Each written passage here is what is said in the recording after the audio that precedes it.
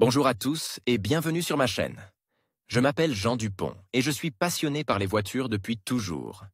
Sans beaucoup de raisonnement, passons au sujet de la vidéo. Un article d'information sur le système de contrôle automatique de l'injection et de l'allumage appelé Launch Control pour un démarrage le plus rapide possible. Il n'y a guère de passion d'automobile qui n'ait entendu parler du Launch Control. En contrôlant électroniquement les fonctions d'injection et d'allumage ainsi que le papillon des gaz, il est possible d'optimiser au maximum le démarrage et d'exploiter ainsi tout le potentiel du véhicule. Il s'agit d'une fonction extrêmement utile, car il existe de nombreuses situations, pas seulement en course, où un démarrage instantané est nécessaire. Comment Launch Control a été créé? À l'époque des premières compétitions automobiles mondiales, il fallait démarrer très vite, sans que les roues ne perdent leur adhérence à la chaussée.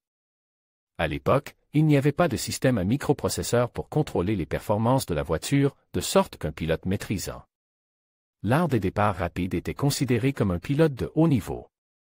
Tout a commencé lorsqu'en 1985, les ingénieurs de Renault ont appris à recevoir des signaux à distance d'une voiture éloignée sur la piste. Ils ont ensuite maîtrisé la science de la transmission de signaux permettant d'optimiser les performances de certains systèmes. Quelque temps plus tard, la FIA, Fédération internationale de l'automobile, a interdit l'utilisation de ces systèmes à l'époque. Leur développement avait atteint un niveau important. La faisabilité de l'utilisation du Launch Control a fait l'objet de discussions actives, le système a de nouveau été autorisé, puis en 2004, de nouveau impose un « tabou », la FIA étant parvenue à la conclusion que les nouveaux systèmes électroniques coûtaient trop cher et que, pour cette raison, les équipes à petit budget ne pourraient pas participer à la course automobile. Contrôle du lancement dans les véhicules de série. Pendant longtemps, ce système n'a été utilisé que dans les supercars puissantes équipées d'une transmission manuelle. Dans les voitures à transmission automatique, il n'était installé que très rarement, car un démarrage brusque et rapide endommageait considérablement automatique. Ce n'est qu'après la création d'une boîte de vitesse à double embrayage que la situation a radicalement changé. Sur cette page se trouve une liste de bonus dans les casinos en ligne https://3bis-de-bonus. Comme ils seront particulièrement utiles pour les débutants qui commencent à jouer. Ces modèles se combinent parfaitement avec les systèmes de démarrage rapide.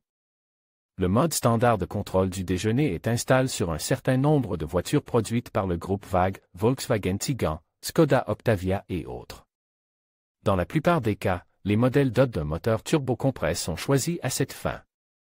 Si nous parlons de modèles de série, il est impossible de ne pas mentionner le modèle de série M de BMW, par exemple, BMW M3, qui dispose d'une boîte de vitesse séquentielle drive logique, la sportive Porsche Panamera Turbo, ainsi que la Porsche 911, en mode Sport++. Les constructeurs japonais installent le Launch Control sur la lancée Evolution XMR, Mitsubishi, qui n'est toutefois officiellement disponible qu'aux États-Unis, et sur la Nissan GT-R. Sur ce modèle, le système de démarrage instantané est disponible dans le mode de fonctionnement de la boîte de vitesse R. Les fabricants les plus populaires de systèmes universels de contrôle du lancement personnalisable sont Gizmo, Racelogic et LARP. Fonctionnement de la commande de lancement.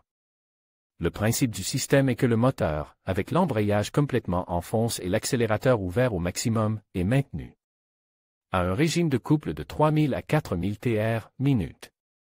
Si le moteur est turbocompresse, ce dernier est pressurisé à une pression élevée, à la limite du maximum. Lorsque le bouton d'activation du Launch Control est relâché, le limiteur de régime s'arrête, permettant au moteur de développer instantanément une vitesse de couple maximale. Si le Launch Control est installé sur une voiture de série, le conducteur ne peut pas sélectionner lui-même les paramètres. Cela a un aspect positif important, le constructeur automobile a pris la peine de s'assurer que le propriétaire de la voiture n'endommage pas une pièce importante, la transmission, par exemple. Par conséquent, la voiture laisse au conducteur le soin de sélectionner le nombre de tours, et ce dernier n'a plus qu'à appuyer sur l'accélérateur et à relâcher les freins.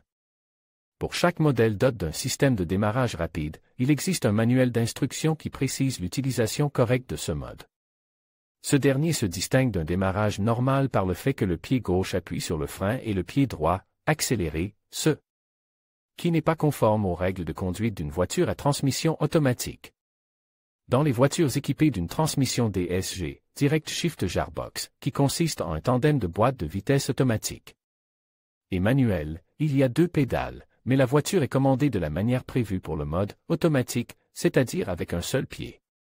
Un dernier point important, pour démarrer en mode launch control avec succès, il ne faut pas oublier de désactiver le système de stabilité directionnelle, ESC.